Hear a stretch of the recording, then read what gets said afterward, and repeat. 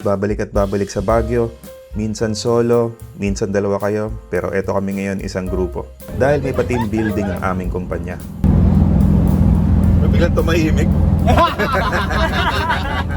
Video pala yan. Dahil galing pa ng trabaho at mga di pa nagsikain, stop over muna kami sa isang kambingan sa La Union.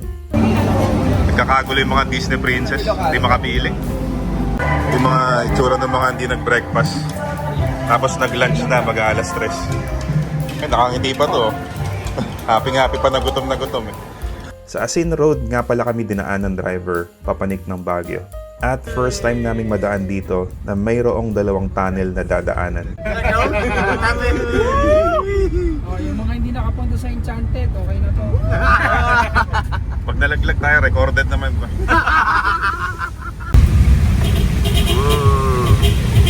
Yan ang tunnel.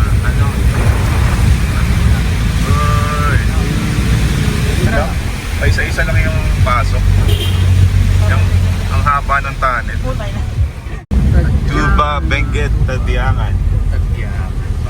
Ito na tunnel number 2. Mas maluwang to.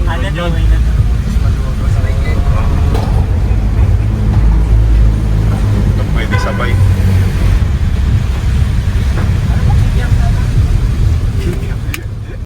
Ito yung accommodation namin. Joanne Sophia Transient House. Sobrang lapit at convenient lang ng transient na nakuha namin. Na 3 minutes lang na lakad, nasa Burnham Park ka na. Kakagulan na yung mga tiga-patag. Ang iingay dito. Yung mga OG na kainan sa Baguio. Sizzling plate. Bukod pa yung nasa Session Road. Ang pila ngayon, pwede na tayong kumain.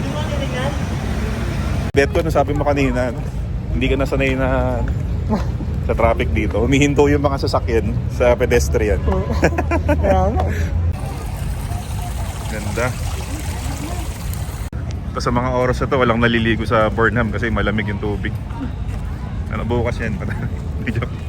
Bet ko, tignan natin kung hihinto. Tignan natin. Ay. Tignan natin eh. Pagod na yung mga boss. No? Signs of aging ang boss. Ito na naman kami sa Baguio. Laboy-laboy. Hindi alam kung saan pupunta. Last week napunta ko ng Baguio, wala pa itong mga Christmas lights. Ngayon may design na agad sila. Makagaling pa lang namin ng first, second floor. Kanina kitang-kita yung mga bahay na yan eh. Burnham, yung mga establishment. And after 2 minutes, kumalik kami sa pinakataas ng SM Baguio sa likod. Ayan, wala na. Puro fog na. Grabe, mas grabe yung fog dito. Oh, di ko na makita si Bet ko. Bet ko, oh.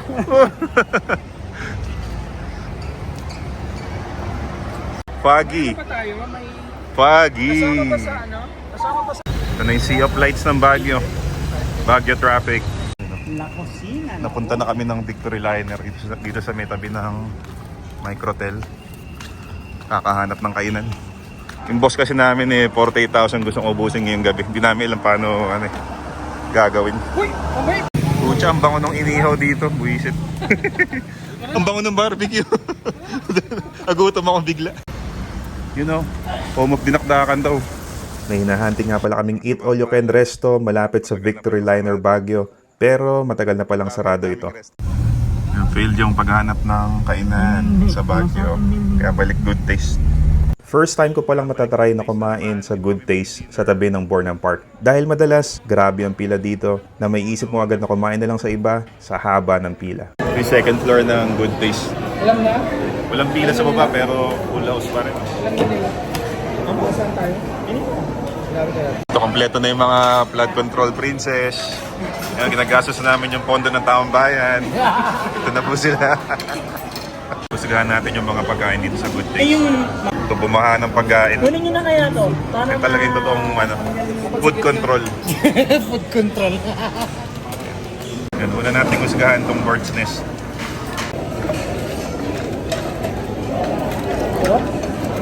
Okay naman, nothing special.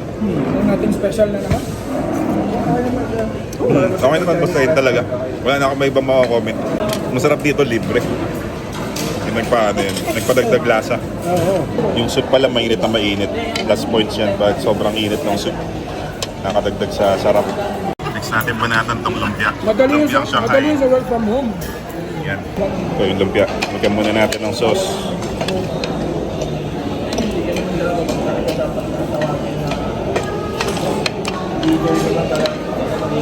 Ay, masarap. Sarap ng sauce. Tawang na nga yung tawang ka na po. Parang chowking. Sarap, sarap. Grabe yung boss ko, inaano agad ako sa dami ng kanin. Nakaba na nga ako. Wala. No judgment here, bala. Walk out na, walk out. Sarap ng lumpiang Shanghai, makakailang kaya ako nito. Pas na yata ako sa ibang pagkain eh. Sa ibang ulam. Mga ganitong team building lang ako nakakain ng mga ganito eh. Pag sa bahay, ano lang ako.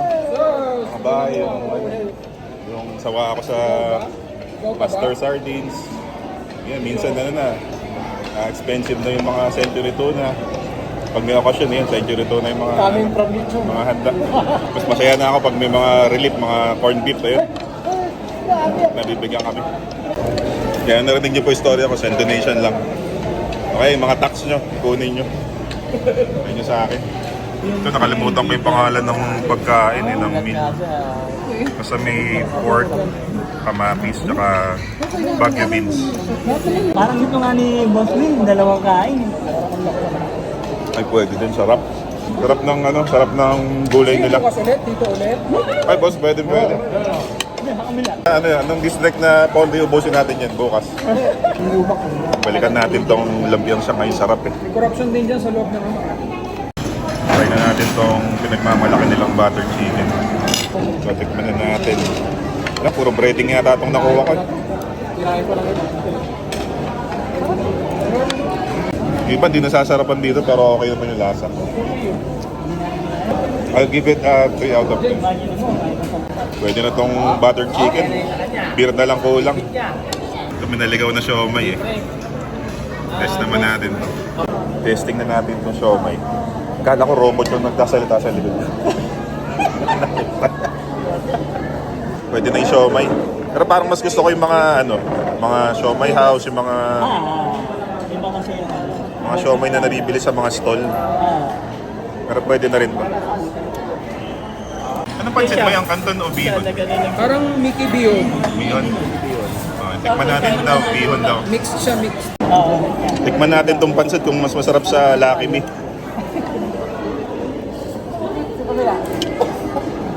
Itong Bihon, parang to eh. Hindi naman sa hindi masarap, parang second to the worst na nakain ko dito. Tama, no? Siyang na Worst tayo. yung No? siomay. Pababa lang yung natin. Pero hindi siya masarap. Ranking lang. May maganda naman palang rason yung mahabang pila dito sa Good Taste. Dahil overall, masarap naman yung pagkain, di mahal yung presyo ng mga dishes nila, at ang generous ng servings, kaya masasabi kong sulit naman yung ibabayad at ipipila mo dito. Buti nakakain na kami. Ipila na. Bet ko dati kang nakyat bahay, magbukas lang ng pinto. May susi pa yan ha. Hindi mo pa magawa.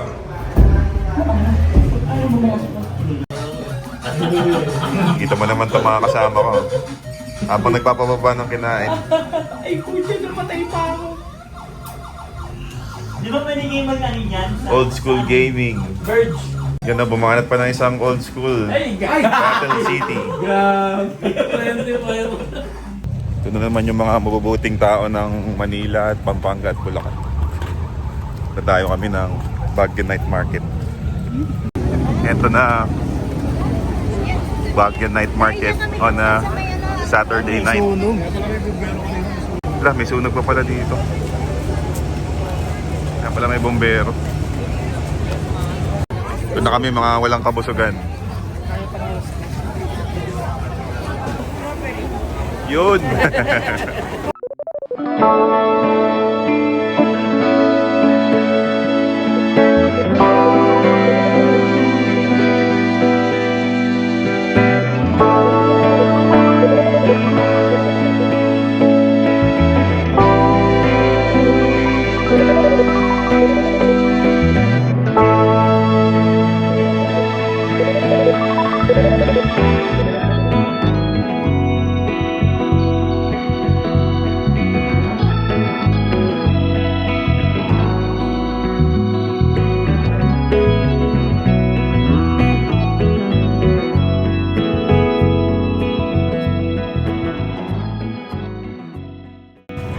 Sarap maglakad-lakad dito sa Bornang paggabi, tahimik.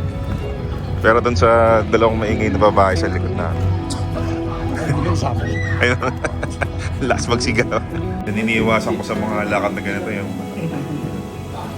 alak. Nakatago nga. Masama yan, masama.